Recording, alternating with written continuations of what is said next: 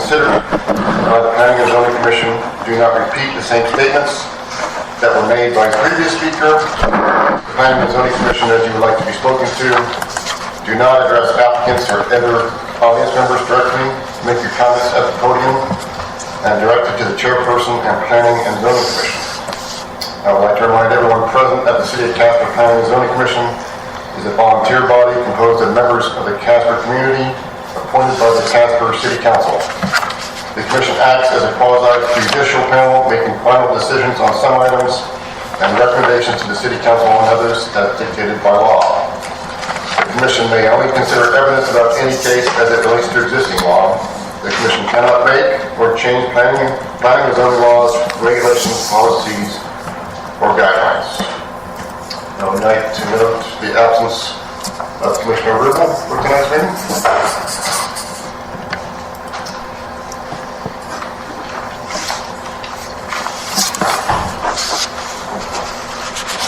The next item on the agenda is consideration of the minutes from the Planning and Zoning Commission meeting held August 14th, 2025. Are there any additions or corrections?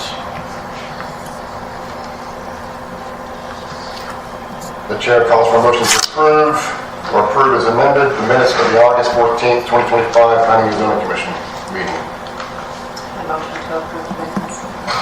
Second. Moved by Commissioner Hunter, seconded by Commissioner Hutchinson. Have a motion and a second. Is there any discussion? There being no further discussion, we'll now vote.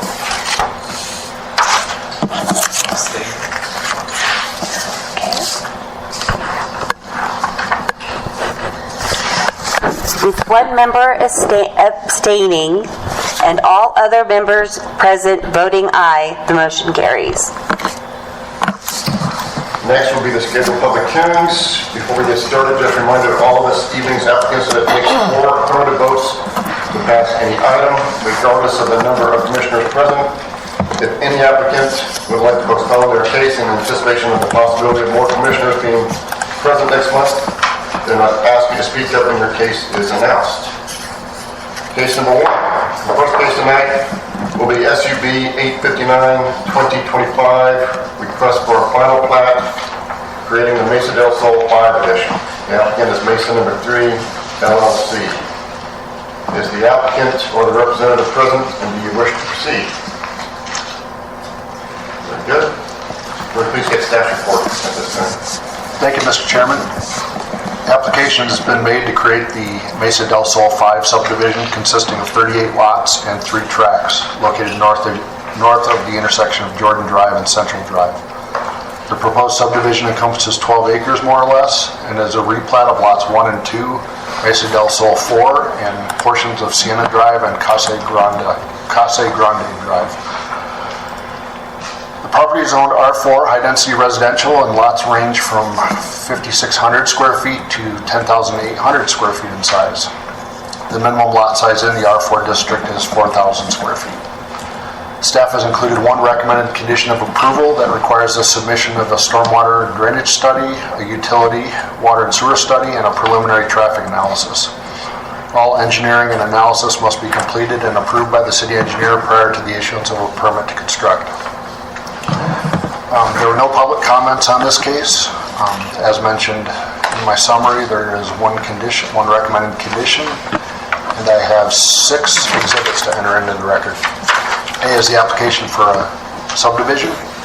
B, public notice sent to property owners within 300 feet. C, legal notice sent to the Star Tribune. D, a photo of the public notice sign on the property. E, memo to the chairperson and members of the Planning and Zoning Commission. And F, I guess I need to correct myself, there is a letter in favor from 2836 Villa Del Rey Drive. So my previous statement was incorrect. There was one public comment. And that concludes my report, and I'll be happy to answer any questions. Thank you for the report. And the exhibits are noted. Does anyone in the commission have any preliminary questions for staff about the report? Next, I would ask the applicant and or their authorized representative to come forward to the microphone, state your name and address for the record, and explain your application to the commission.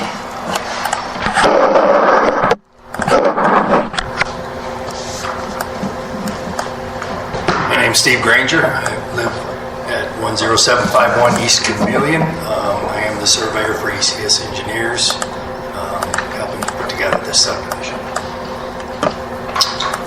Thank you, Mr. Granger. Anybody have any questions that I can answer for you? Anybody have any questions for Mr. Granger?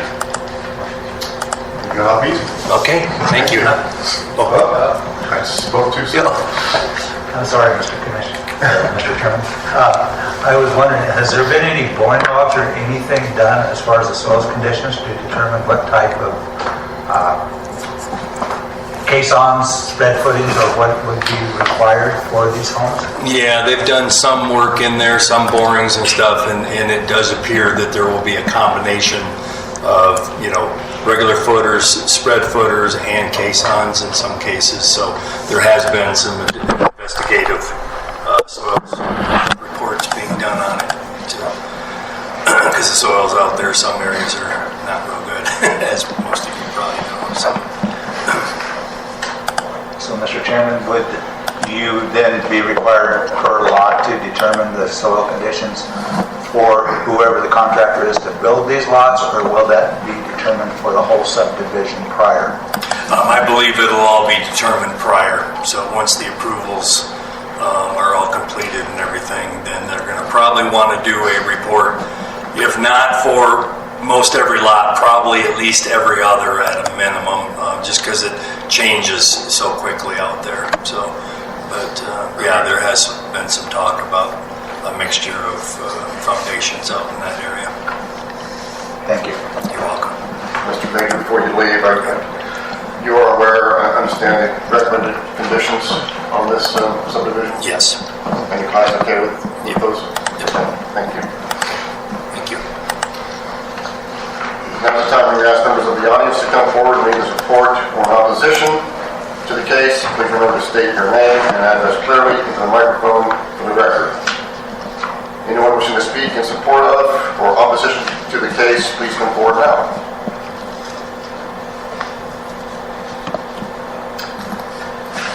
Seeing nobody else wishing to speak on this case, the chair hereby closes the public comment portion of the public hearing and calls for a motion to approve with conditions, deny, table, or postpone to a date certain.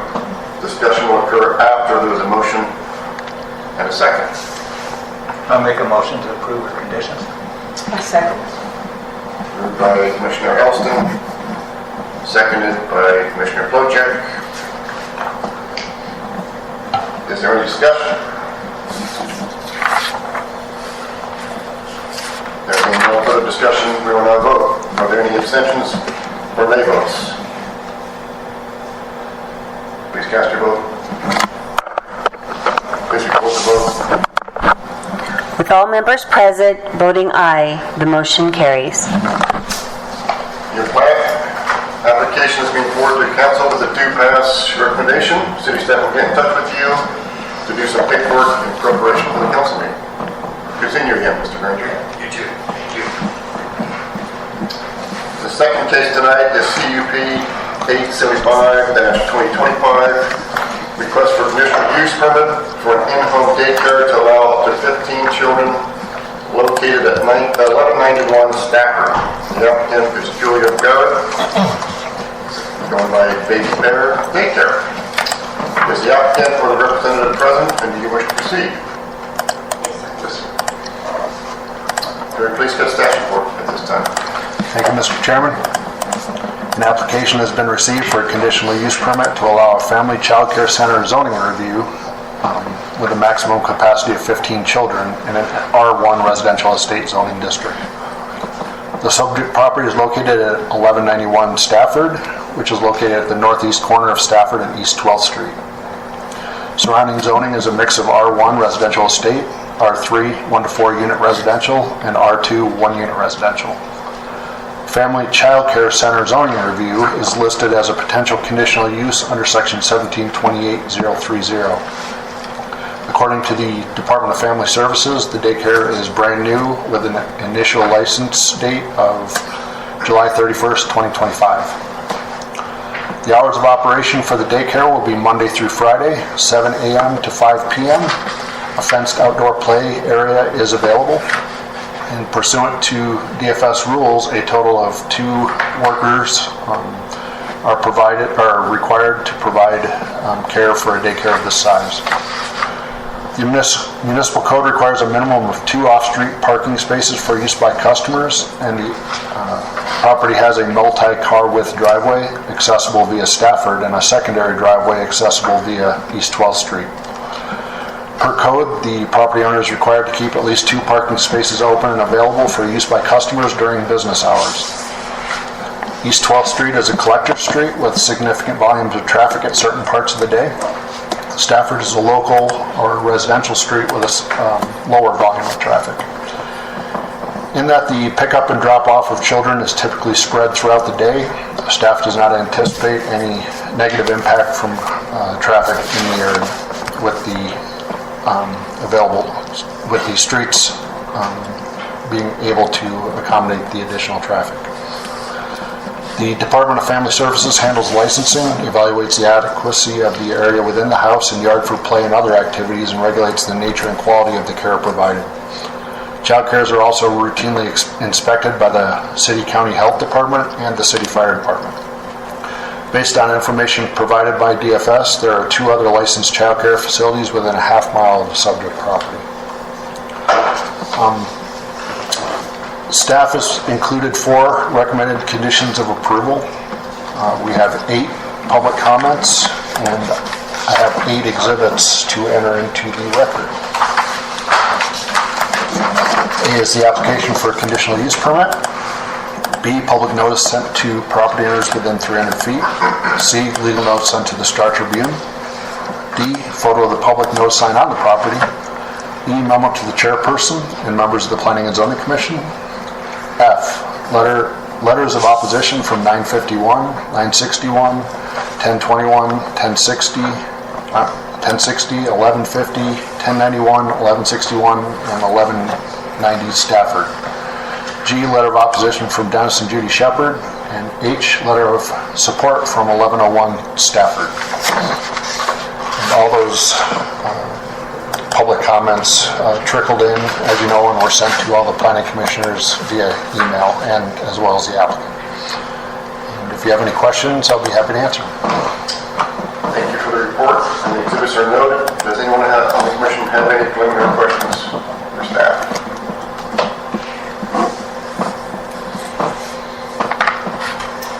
Next, I would ask the applicant and/or their authorized representatives to come forward to the microphone, state your name and address for the record, and explain your application to the commission.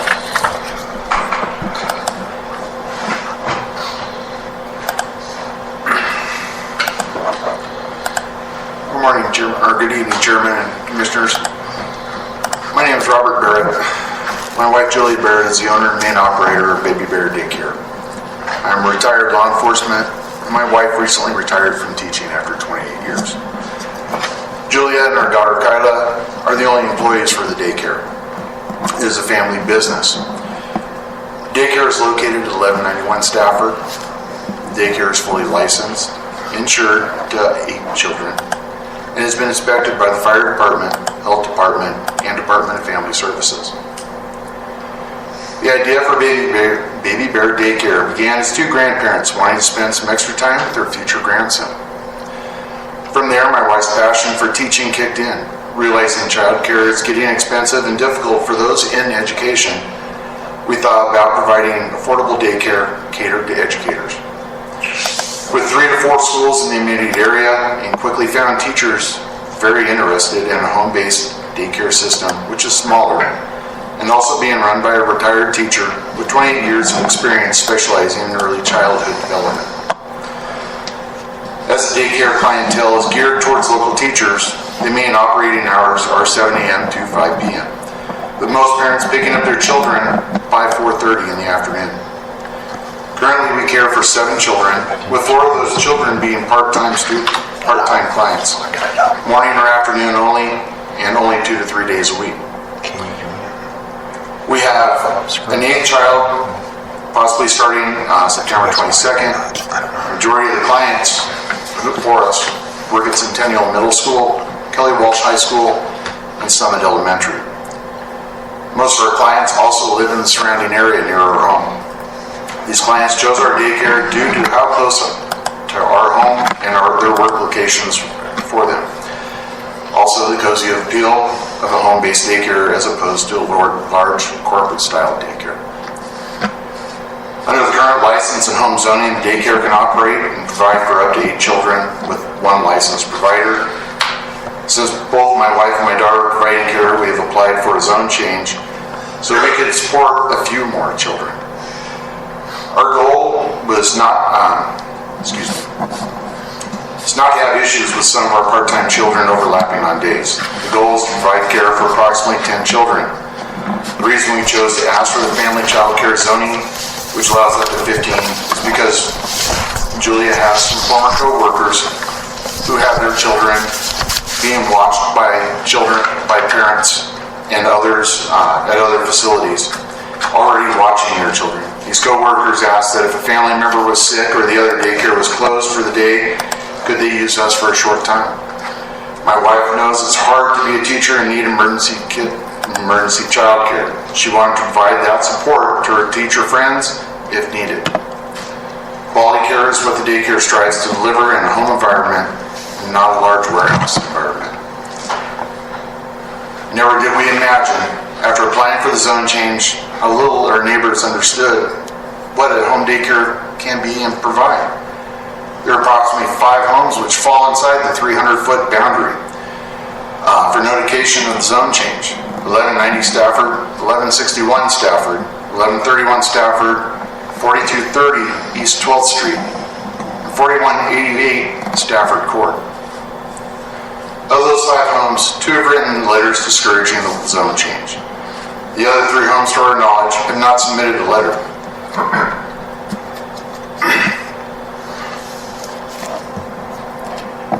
We know that some people outside of the 300-foot requirement have written and submitted opposition letters. While we value what our neighbors say, we discovered that on Saturday, September 6th, one of the homeowners outside of that 300-foot area went door to door actually throughout our neighborhood and across the street over to Stafford Court on the other side of 12th Street, requesting others to submit letters in opposition to the zone change, knowing this action could possibly flood your office with opposition responses, possibly prejudicing you into an early decision against the request for the change. Other neighbors came and told us about the campaign against the daycare, stating she was told things of how we're going to put a big sign in our front yard advertising the daycare, or we would be changing the outward shape of our house. This neighbor went door to door and never once spoke to us, but rather made choices to assume what could happen and began to spread misinformation about the daycare to the surrounding area. What some of these neighbors may not realize is the daycare has been operating for approximately 30 days already, with very minimal impact to the area. We have complied with all codes and inspections for home daycares. No screaming children, noise complaints, no lawns been driven on, no sprinkler heads broken. Also, no neighbors walking on the sidewalk have been displaced as a result of more people on the sidewalk at the same time.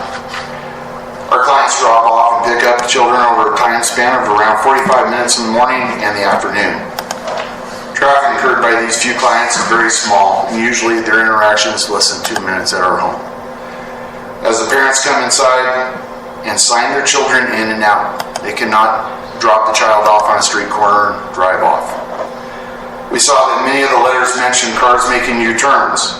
As of Tuesday, September 9th, my wife requested to all parents to use our 3-car driveway spot to drop their children off, as we have yet to have to move more than 2 parents dropping off at any given time.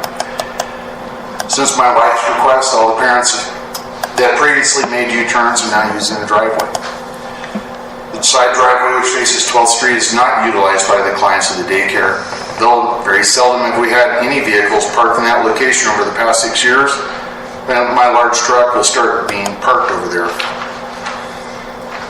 All children are dropped off and picked up by parents entering through the front door of our residence on Stafford. At no time will parents be bringing the children through the backyard to enter to the back of the daycare off at 12th Street. We have numerous numerous gardeners, landscapers who work up and down Stafford. These people produce larger footprints in the neighborhood, and at times they are stationary for 35 to 45 minutes or longer per stop. They park with no regard to parking on the correct side of the street with their trucks and trailers. Yet there is no complaint about that. Just recently, a neighbor built a mother-in-law style home with two-car garage on their property. Contractors which built the parked vehicle, performed the build, parked their vehicles, equipment, a large roll-off dumpster on the street with some of these items parked in front of our home for approximately 4 to 6 months. Did we complain about the work? No, we did not. Did our neighbors inform us of the construction? No, they did not. We take the safety of our clients and their children attending the daycare seriously, and we will try within reason to assure a safe drop-off area. Streets in Casper can be dangerous no matter where they are, and it makes me wonder, 12th and Stafford, is this dangerous as some have complained about in the opposition letters to you? Why did they not complain to the city sooner to rectify the concerns? Winter conditions are dangerous sometimes, everywhere. Maybe our neighbors who stated they slide into the intersection of 12th and Stafford during icy conditions may possibly need to drive a little bit slower coming up to that intersection. Our neighbors do not complain about the traffic on 12th Street or on Stafford during Halloween, where we see upwards of 2,000 kids coming up and down the neighborhood. Our neighbors do not complain about, they kind of create this to a point by handing out to the trick-or-treaters extra large candy bars, energy drinks, all kinds of good things. From Thanksgiving to Christmas, some neighbors put up large decorations in their front yard and play FM modulated music so the passing or stationary vehicles can admire the scene. This causes a tremendous amount of traffic entering and exiting on Stafford during winter months. Have we complained about any of this? No. Nor will we ever. Will any signage be placed in front of the home to advertise the daycare? No. Will any children be dropped off on a street corner or walking to the daycare from a school? No. Will any child be crossing the street or entering the daycare without a parent? No. Any concerns we have read from the opposition to the daycare, we have addressed as best we can with our clients. Nature and other drivers along Stafford are something we have no control of. But we will continue to be proactive and safe in our regards to our neighbors and our clients.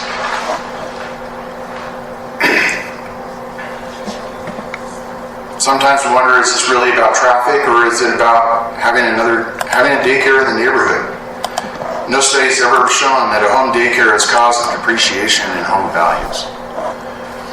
Also, the letters share the same or similar talking points. Possibly the points were furnished by the neighbor to the one walking the neighborhood area handing out information. Some of the respondents who are against the business operating in the neighborhood are also home business owners themselves. I have a list of 6 other businesses in the neighborhood and what those businesses provide. The traffic posed by these other businesses are no different than traffic posed by our daycare.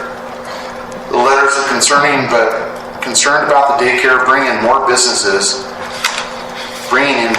seems to be a new point since there's already other businesses on the street. As far as the tranquility and peace being disturbed along Stafford, infrequent cry from a toddler is drowned out by the leaf blowers, lawnmowers, and occasional emergency vehicle.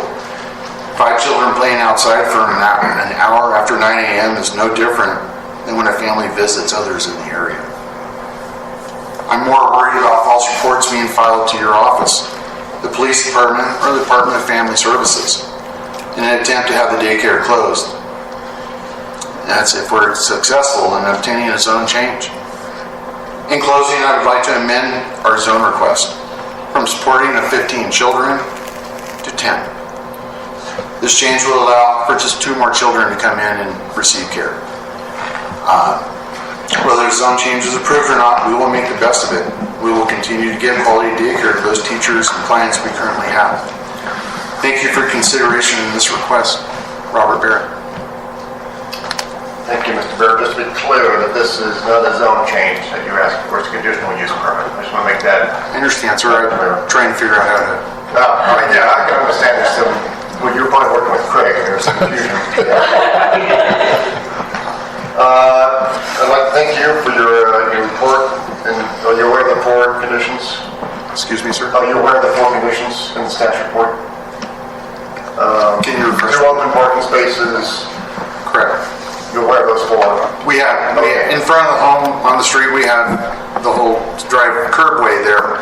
But due to the U-turns that were complained about, although they're not an illegal maneuver, trying to ease our concerns from our neighbors, we've instructed our people to use our 3-car driveway. Okay. Does anybody on the commission have any questions for Mr. Barrett?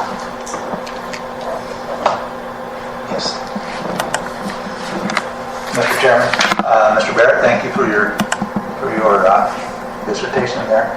And you're aware that you could only have a sign of a size of 1 square foot according to the conditions. So Sign of what, sir? your sign could only be no larger than 1 square foot according to sign? the conditions. If you were to put up a sign, you were talking about not that there was concern about you putting a large sign. And I'm saying that the conditions it could only be 1 square foot. Thank you, sir. In size. We had no desire to put up any kind of sign. Correct. So I was unaware of the size requirements, but But we don't plan on putting up a sign, so. Thank you. thank you. Any other questions? Go ahead. Since this is close to the school zone, I'm assuming, does not come down across Stafford Street? No, it is. If you look at the picture behind you, I'm looking here. sorry, sir. And the picture portion off to the right where you see the street going away, it's about 3 more houses, maybe 2 houses further down 12th Street at that point on the incline there going towards Centennial. And then it is 20 mile an hour there. Correct. So to be clear, you've been operating a daycare out of this home for a month? Yes, sir. And you've had up to 8 kids? We've had actually 7 in the And that's allowed without a conditional use permit? So the requirement is to go from 8 to 10 requires a conditional use permit? Yes, sir. Correct. 8 kids is allowed by right. By right? Okay, thank you. Anybody else have any questions? Can you stipulate that you're just going to have 10, or does it go from 8 to 15? Say again? On the conditional use permit, Mr. Barrett stated that they want to change it to just 10. Can we change it to 10, or is it unlimited? Looks like Wallace wants to talk, but yes. Mr. Chairman, after everyone has had an opportunity to speak, if the commission should so desire, there's 3 different definitions in the Casper Municipal Code. One is with their licensed under a family child care home that allows 3 to 8 children. The other is a family child care center that allows up to 15, and it sounds like what they would like to amend it to is a family child care home that allows 9 to 10. So after the testimony, if you would like to accept an amendment to the application for a family child care home instead of the family child care center, that would be up to your discretion. And does that also require a conditional use permit? It does require a conditional use permit, and Mr. Chairman, if they were going for a larger number of people in this amendment, I may object and say that that had prejudice to other people in the audience, but because they're declining it and everyone had notice of it, I can't see where the prejudice would be. Okay, thank you. Thank you, Mr. Barrett. Thank you very much, Commissioner. Now's the time we're going to ask members of the audience to come forward in either support or in opposition to the case. You can state your name and address clearly into the microphone for the record. Anyone wishing to speak on this case, please come forward now.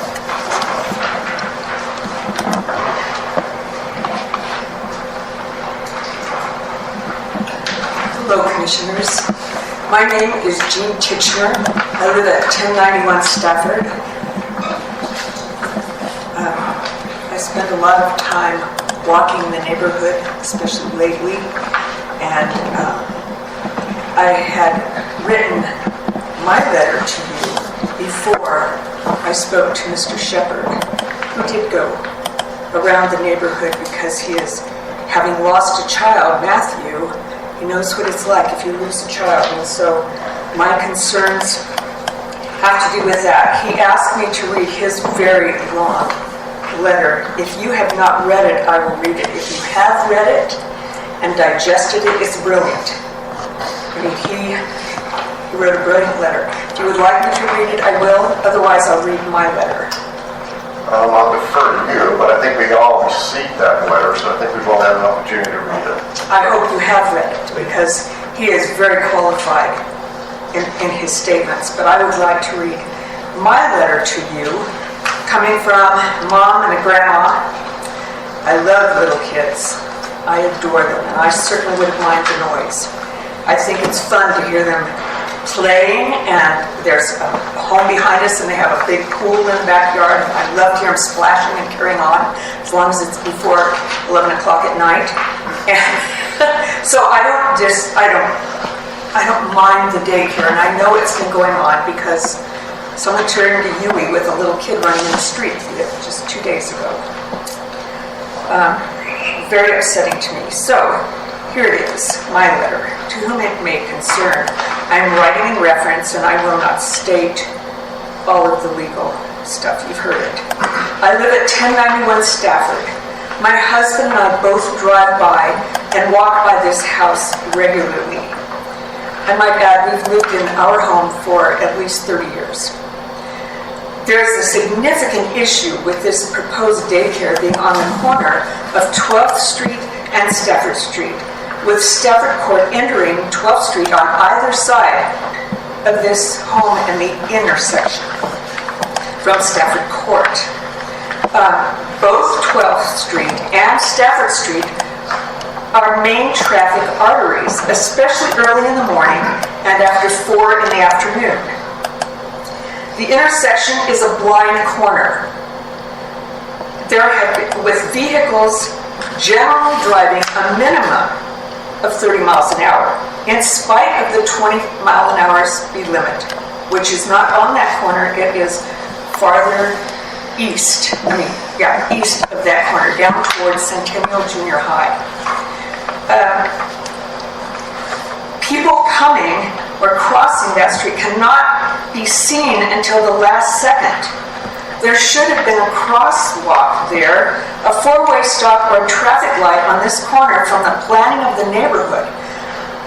I nearly got hit a couple of nights ago because, although I looked both ways, someone was coming up that hill so fast, and I'm a handicapped person, so I really had to struggle to get across that street before I could get hit.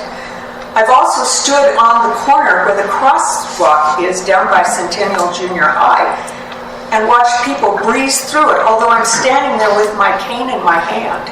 So people don't pay attention to that stuff unless there's a police car there and they can see it. Excuse me. This is a very dangerous place. There have been accidents ever since we moved there on this corner. Vehicles come shooting over the hill on 12th Street, at least doing 30, especially young drivers on their way to Kelly Walsh. It's very dangerous, even without the presence of small children.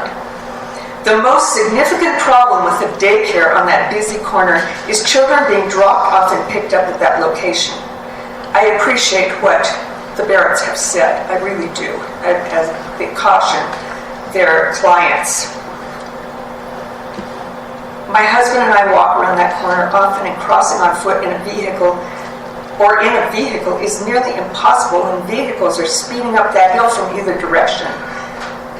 The nearest crosswalk is on the south corner of 12th and Waterford, which serves Centennial Junior High.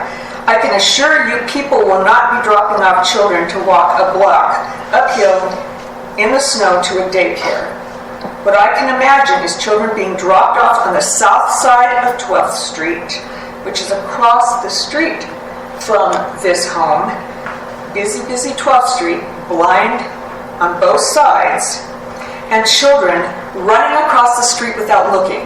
And we all know how children do that. I grew up across the street from a family that lost a child like that a long time ago. It was when I was growing up. And It devastated the family and ended in divorce later. How long will it be before a child is hit by oncoming traffic, killed, or seriously injured just going to the daycare? What happens when somebody makes a U-turn on 12th Street to drop their child off on the other side and they get T-boned? Then you've got more than one person in danger at that corner. I'd say it's most surely a deadly situation. We have seen plenty of collisions and potential collisions at this corner in the past 35 years. Neighbors drive out of their way at times to avoid this corner when they're going to work or to school. They'll go all the way down to Donegal and get on Blackmore and come all the way around just to avoid that corner. Especially if they have high school kids, they'll make or advise their children to go a different route.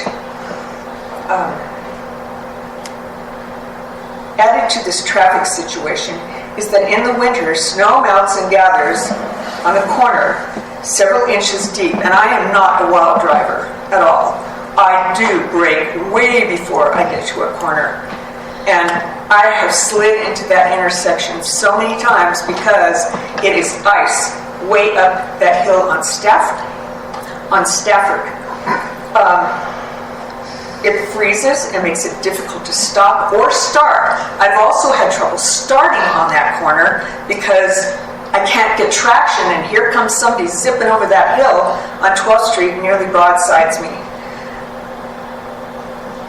I think that this makes that corner especially dangerous. Even more dangerous when there are children crossing these streets and you start sliding. As Mr. Shepard stated, the city tends to pile snow in the turn lane on 12th Street. And then sometimes they'll make an entrance to Stafford Street, and sometimes you have to jump the wall.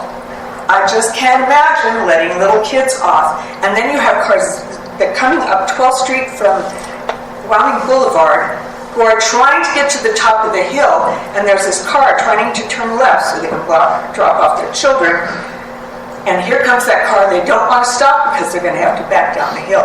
And so you have a car skidding around the car that's turning left. It's just a dangerous corner. A daycare in this location, I believe, in my opinion, should not be allowed. The heartache will be overwhelming and the lawsuits unbearable if children are injured or killed trying to attend this daycare. And I appreciate that Mrs. Barrett and her daughter have such a heart for kids, and they are teachers. I think they need to rethink the location. Ms. Barrett needs to reconsider the location, actually, and find a place to rent that is a suitable place to drop off children.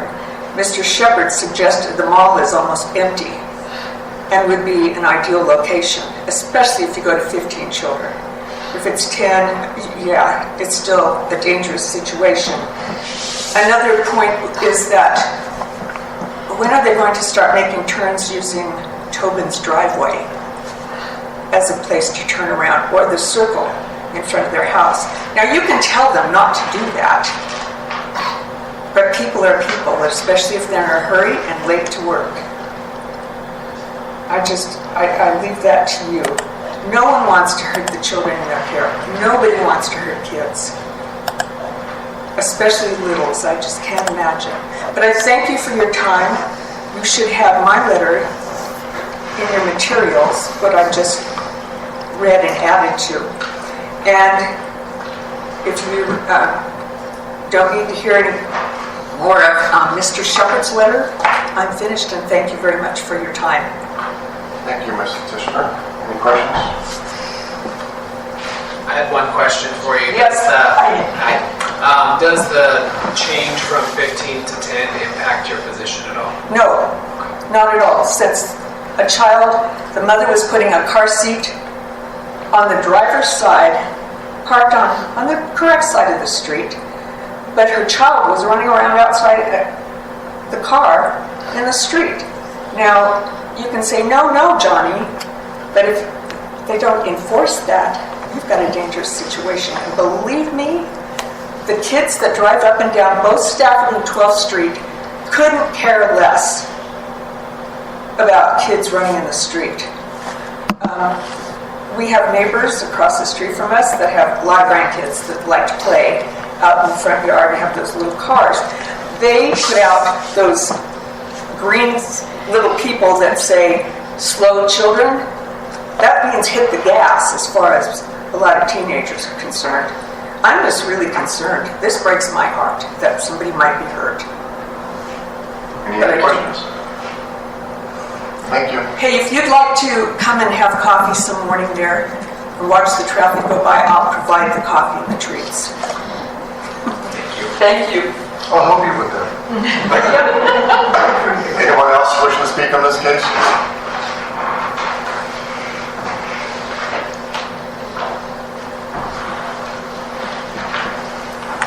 Good evening, my name is Marie Saline, my last name is Stegelman. We've lived at both 951 and we now live at 961 Stafford. And I just wanted to say that I concur with what Mrs. Titchener just said. I think it's a great concept.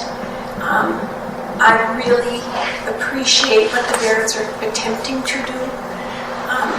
And I, in my own mind, dream of dreams, thought, well, maybe I could do a little daycare. It's called chicken soup. When your kid is sick, you got to get to work and you have a safe place to put them. And I think the concept is wonderful, and I support, family businesses. I just think the location is not the best. We've lived 27 years on Stafford, and some of the comments made about the contractors and subcontractors, and even a crane that blocked the road broadside. The neighbors were not forewarned that this crane was going to be there for a day or two. I don't recall how long it was. It's a couple years ago. We really don't have control over those things. That street is not monitored. It's a bit of a thoroughfare, and we've got contractors, subcontractors, builders, developers. Folks are up and down the street. Work crew, roofers, that sort of thing, landscapers, and they are rushing to the job. So that happens quite a bit.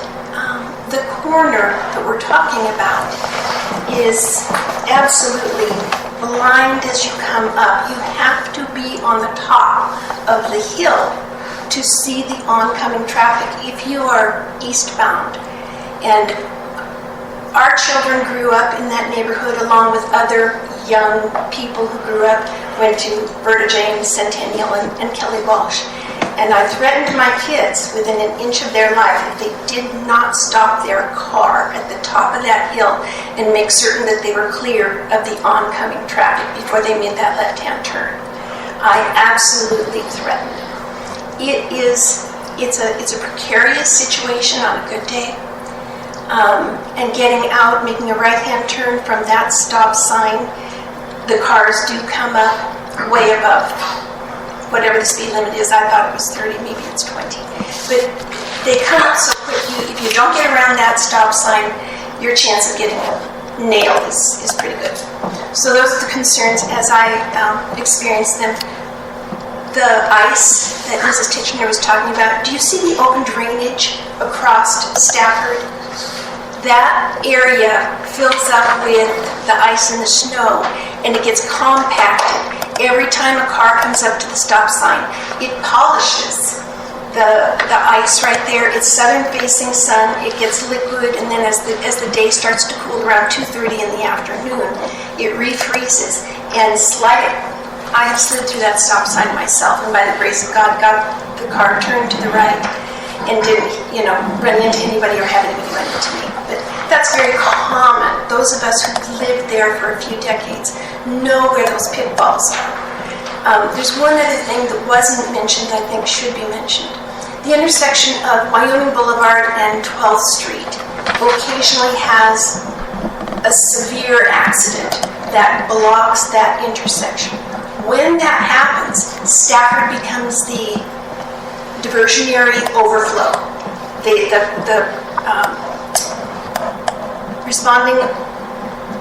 first responders move the traffic up the hill, left-hand turn onto Stafford, and take them all the way down to Domingo.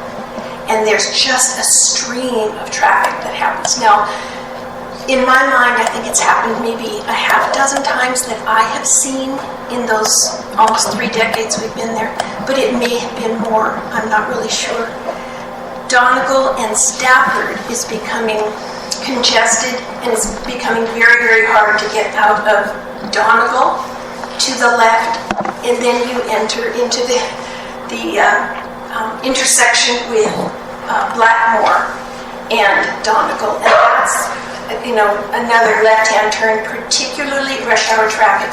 The traffic is in gridlock from the light at Landmark past the entrance to the health center.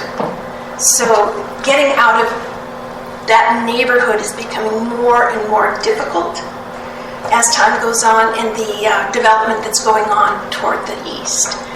It's not a bad thing. It's something that we are managing, but it's getting to a point where it's not manageable at all. The last thing I'd like to say is I've observed a residential or neighborhood daycare.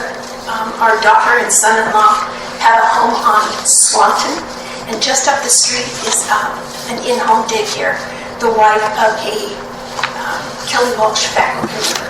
And I've watched those cars come and go. It works well for them, but it still does put pressure on the flow of traffic as they come from east to west down Swanton, and then of course they leave and go on. So I just want to say it isn't like there's no effect in a neighborhood when there's a daycare. There is some effect. And so I wish the Barretts good luck. I just wish they had a beautiful home like that in a better location for a child care center. Thank you for your time. Thank you. Anybody have any questions? Thank you. Anybody else wishing to speak on this case?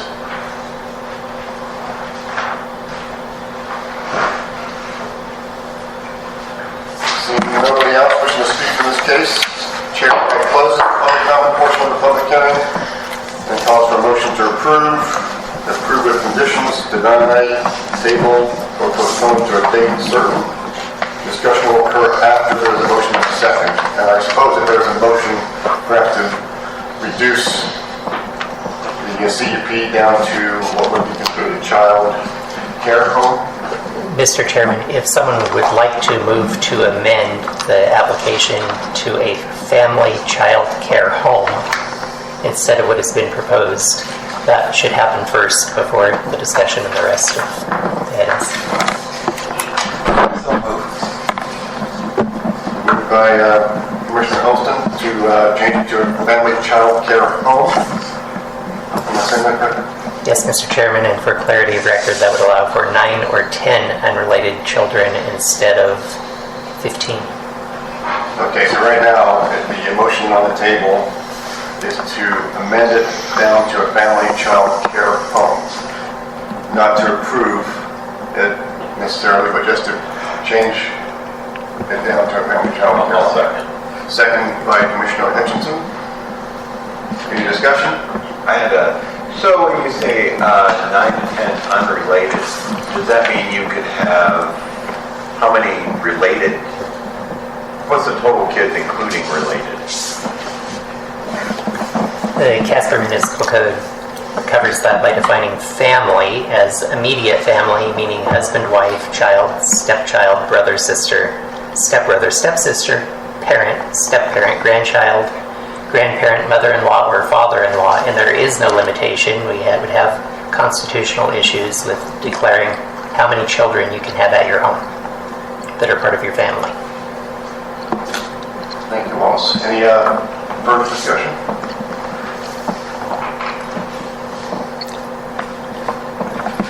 So right now we're voting on reducing the conditional use permit down to a family child care home, not necessarily approving the conditional use permit. That is correct, Mr. Chairman. Any abstentions or nay votes? Please cast your vote. Please record the vote. With all members present voting aye, the motion carries. Now I'm looking for a motion to approve CUP 875-2025 for a family child care home at 1191 Stafford. This takes it from 8 to 9 or 10, is that correct? Like they have 8 currently? That's correct. Non-related. Right. Is there a motion to approve?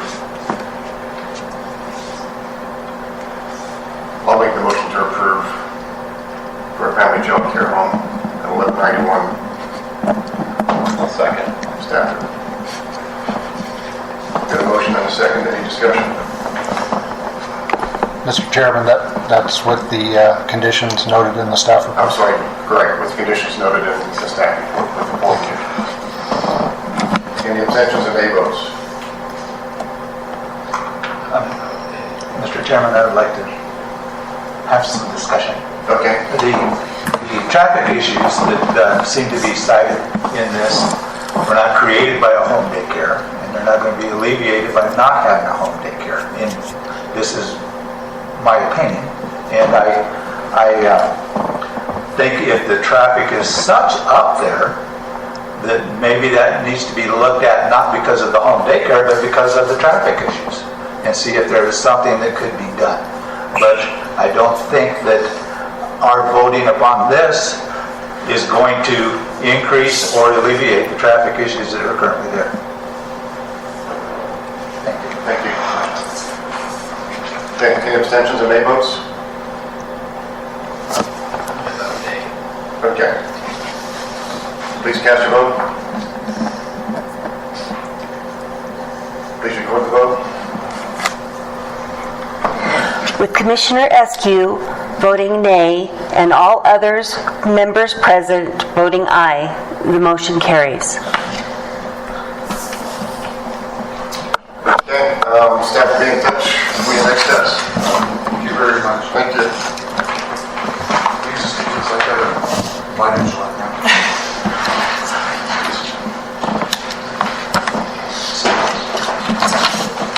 The third case tonight is CUP 876-2025. Request for conditional use permit to allow a multi-family structure with up to 4 dwelling units in an R2, 1-unit residential zoning district located at 3036 East 8th Street.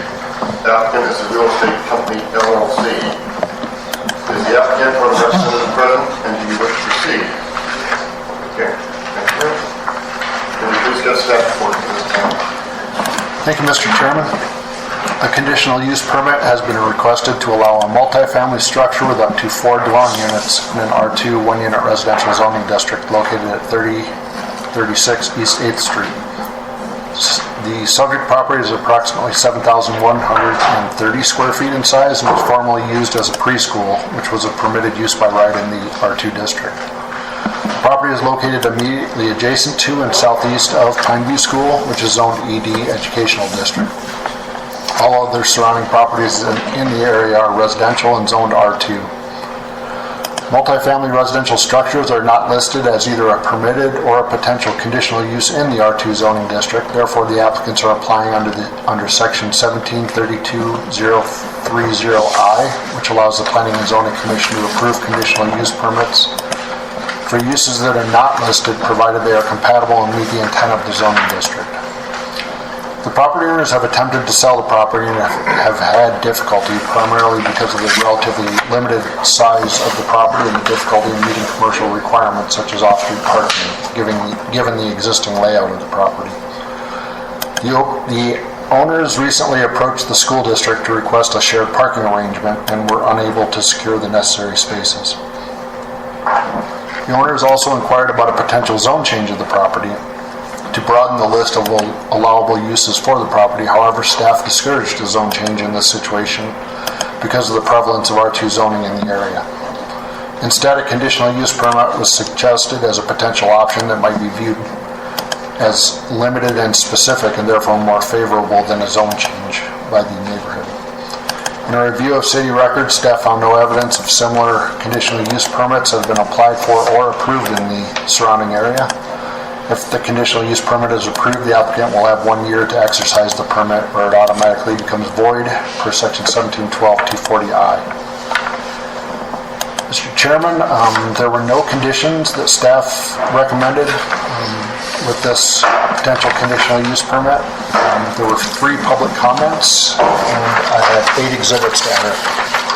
A is the application for a conditional use permit. B, public notice sent to property owners within 300 feet. C, legal notice sent to the Star Tribune. D, photo of the public notice sign on the property. E, memo to the chairperson and members of the Planning and Zoning Commission.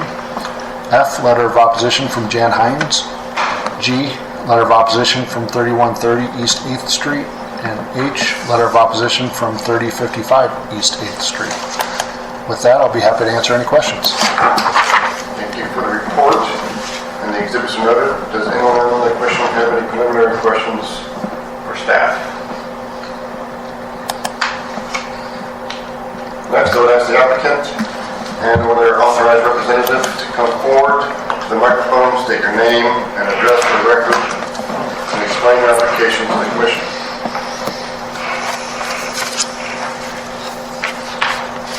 Good afternoon. My name is Robert Stover. I live at 3075 Indiana Avenue. I'm here to speak on the conditional use of 3036 East 8th for a 4-plex housing unit. We have owned the property, or owned the daycare on location for 30 years. We are interested in turning it into a multi-unit residential because we believe the neighborhood would be desirable to those just starting on their own or beginning small families. We have plans to show available parking places for 4 in the front and 4 in the rear, still leaving the side area for guests parking or extra off-street parking. Turning the building into a single apartment building would fit the overall traffic of the neighborhood better than the daycare that was there prior. Due to the surrounding area being residential. The building itself is 3,000 square feet. For 4 units, that would be 700 square feet per unit, which is ample. The public park across the alley gives perfect location for children or animals that may live in the building to go play, clean up their mess. It is the intent of the property owners to maintain the building and the surrounding property. That's what I have. Thank you, Mr. Stover. Any questions? Yes, Mr. Chairman. Thank you. So are you going to remodel the existing structure for 4 units, or are you going to tear this down and... Our plan is to remodel the current structure. Is the current structure has fire protection in it at this time? It does not. Our plan would be to have, at minimum, the code would be to have the hard-lined fire alarms put in for a 4 unit. But we were for sure going to be updating the electrical. Meet the applicable codes for fire protection. Absolutely. 4 unit. Absolutely. And we were planning on making it all single level, just so that if handicap accessibility or any of those situations arise, it'll make it easier for us. I don't know why it's not changing. I don't either. Any other questions? But you're not in the meeting anymore. No. Why those 4-plex? Why not just duplex? You're not. I'll be honest, it's more of trying to get the amount of property that we can. The rental that we would need to be able to get for the 2 separate areas is harder, I'll be honest, on the profit side of our business. That's sort of where we're at with that. The square footage itself is still hard even for a single family. If we wanted to do a duplex, it would be 1 in the front and 1 in the back. It would still take the same amount of work. So I guess the next, what's the step first? Just this. Any other questions? Let's go here this way. Thank you. Now is the time we ask members of the audience to come forward and either support or in opposition to the case. Please remember to state your name and address clearly for the record.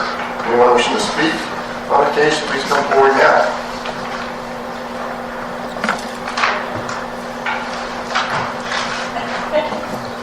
Duplicate? Hello, I've not done this before, so I'm a little nervous. Anyway, my name is Jan Hines. I live at 3118 East 8th. I've already sent in an email. I think putting 4 units would really cram that, make it too crowded. You're right next to a school. And the other house, the yellow house on the west side is like 10 feet away. It would cause too much traffic congestion, I think. And yes, there is the park is right behind the unit there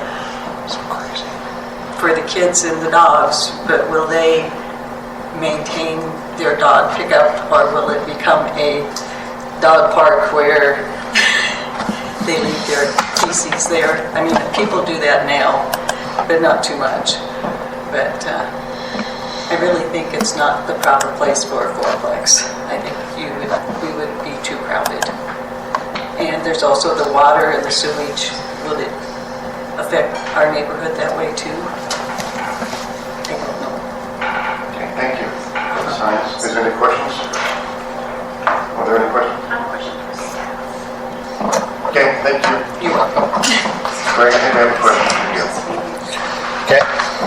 Sorry. 17 feet for length for a parking space on that backside by the alley, is that sufficient for parking, like for those sports spots? Is it No. short? Mr. Chairman, no, it's 20 foot is the minimum length, but we have not looked at that. We're kind of looking at just the use for now, but we would need to definitely review the parking layout. Maybe do some angled parking or something like that in there. You have to have 2 per use, correct? It's 1.21 spaces per dwelling unit, so you would need a total of 5 for 4 units. And my apologies, we're having technical issues, so I think we're probably done with the presentation. So. Okay, our laptops are still working. Anybody else wish to speak on this case?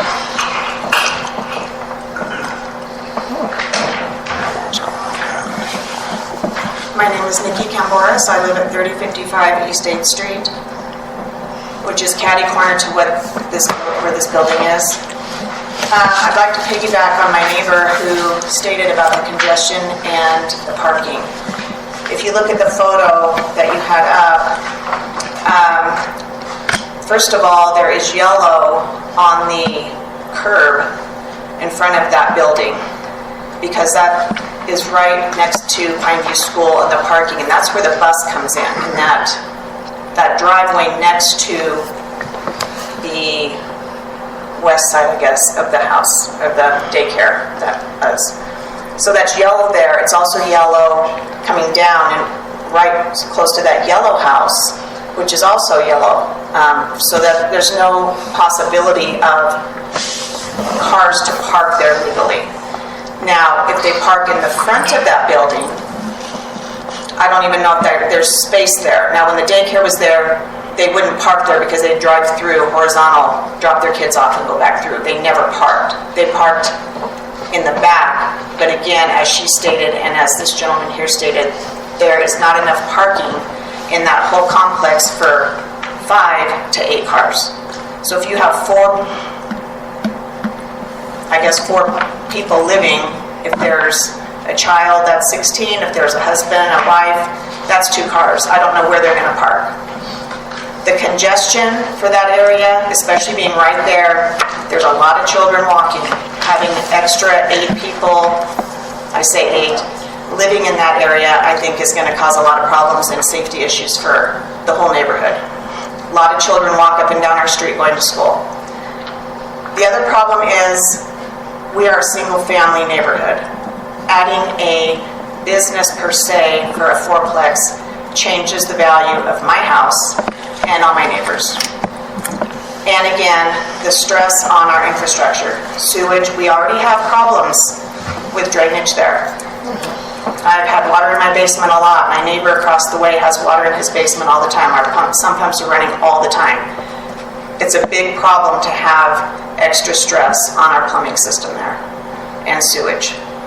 So I really am against this, and I feel, interestingly enough, the other couple could have bought this building for the daycare, would have been great, but it is also noted the congestion for traffic is very, since that daycare's closed, we are a nice, quiet, people are actually adhering to the 20 mile per hour speed right there too, right by the school. When the daycare was there, they weren't. And I feel like another 8 people living there, that's going to cause a lot more congestion and a lot more traffic issues. Thank you. Thank you, Ms. Gamborst. Any questions? Thank you.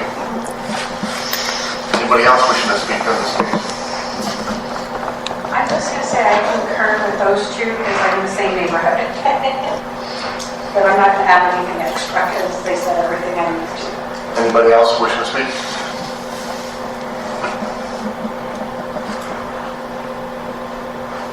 Seeing nobody else wishing to speak, in support for an opposition to the case, the chair hereby closes the public comment portion of the public hearing and calls for a motion to approve with conditions, deny, table, or postpone to a date certain. I would make a motion to deny. A motion to deny by Commissioner Elston, and second by Commissioner Hunter. Any discussion? Yes, Mr. Chairman. The purpose of my making this motion is that we are looking at using, again, item I under the conditional uses in an R2 district. And if we do this, those things that we determine set precedent. And we're going to say that we're basically saying then you can have fourplexes in R2 districts. And it would be better if it was rezoned or something other than just falling back onto this one other uses compatible. I think that I'm not fond of this portion in this ordinance. So that is my purpose. Okay, thank you. Any further discussion? Mr. Chairman, and this is totally discretionary in your call as a Planning and Zoning Commission, but it would be better if you framed it as a motion to approve. The reason is it takes a certain number of votes to approve something, and if you don't want to approve it, you just don't vote yes. But if we make a motion to deny and we don't get 4 votes, we're in no man's land about what is supposed to happen with this case. So you can get to the exact same result with a motion to approve on the floor and just not voting for it. But I would really recommend that you amend the motion to be a motion to approve and then cast your vote as to whether you're for or against it instead of a motion to deny. In that case, I believe it would be up to Commissioner Elston to revise his motion. That is correct. From a deny If you would like to accept, and from the second, Commissioner Hunter to agree with that amendment. It's kind of confusing to me to make a motion to approve for something and then deny it, but if that so be the case, then that's what I shall do. Mr. I'll make a Chairman. motion to approve. And for purposes of discussion, the motion to approve is just to get it on the floor for discussion before you cast your vote in favor of or against. Okay, so we now have a motion and a second to approve the CUP. Any further discussion? I think we've heard from Commissioner Elston, and I agree with you that I don't believe this sets a good precedence. So that's my discussion on it. Any further discussion? I agree with that. I think the footprint is just too small for a fourplex. And for a neighborhood, I think you need a lot bigger footprint. Okay. to, I think, 4 families in there in a small spot, and it's right next to the parking lot of Pineview School. And there'll be a lot of cars, and I think in an R2 zoned district, it's not the thing to do. Yeah, R2 is specific to one unit residential. So, just to be clear, the motion is to approve. Is there any further discussion? Are there any abstentions or nay votes? I will be voting nay. I will be voting nay. Vic, you close the vote? With all members present voting nay, the motion fails. Your application for conditional use permit has been denied. City staff will be with you with any further discussion.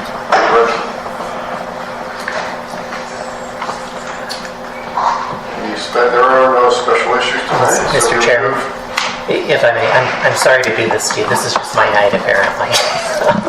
I just realized that when we approved the last case, CUP 875-2025, we made a motion to approve with conditions, but there were no findings. That creates a legal problem for me in that findings are required to pass something with a conditional use permit. The findings are in your staff report at 1712-240. G and H. You have the relevant factors that have to be considered and the 2 findings that are required. So I would appreciate for clarification of record only, not to change votes, but just for clarification of record, if someone would move to reopen that case, CUP 875-2025, to clarify the record about whether those who voted in favor of that considered the findings that are required and found those to be consistent with the passage of the case. I have a motion to reopen CUP 875-2025. I'll motion to reopen CUP 875-2025. Moved by Commissioner Hurd. I'll second. Seconded by Commissioner Polchak. And now we just need to...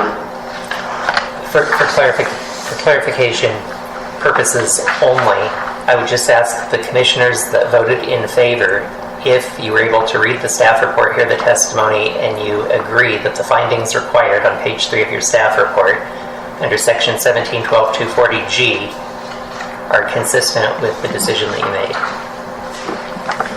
Do you in fact make those findings or not?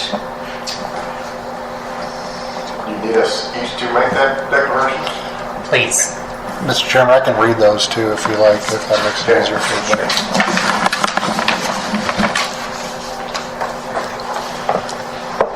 Sorry.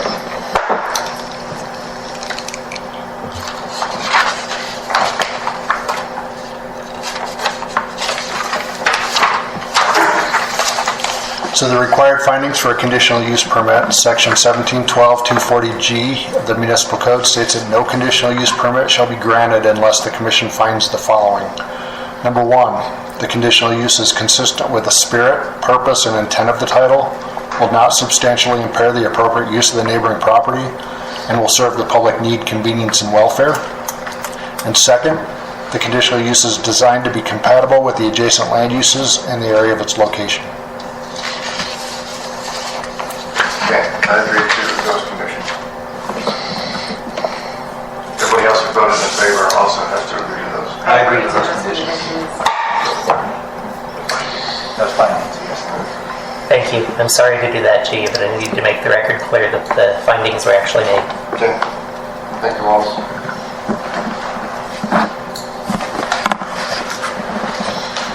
Chair calls for any communications from the commission. Anybody on the commission have anything?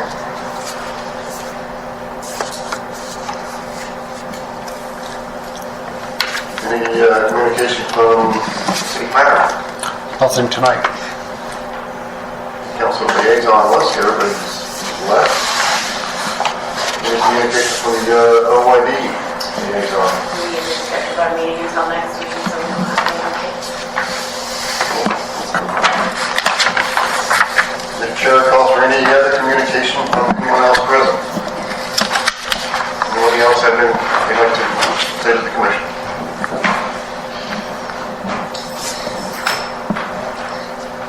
The final item on the agenda this evening is adjournment. The next meeting of the Planning and Zoning Commission is currently scheduled for Thursday, October 9th, 2025 at 6 p.m. There being no further business to conduct, the chair calls for a motion to adjourn. I'll make the motion. Motion made by Commissioner Eskew. I'll second. I think Commissioner Hunt will beat you to it. Please cast your vote. Please record the vote. With all members present voting aye, the motion carries. Meeting adjourned at 7:16 p.m. Thank you. Thank you all.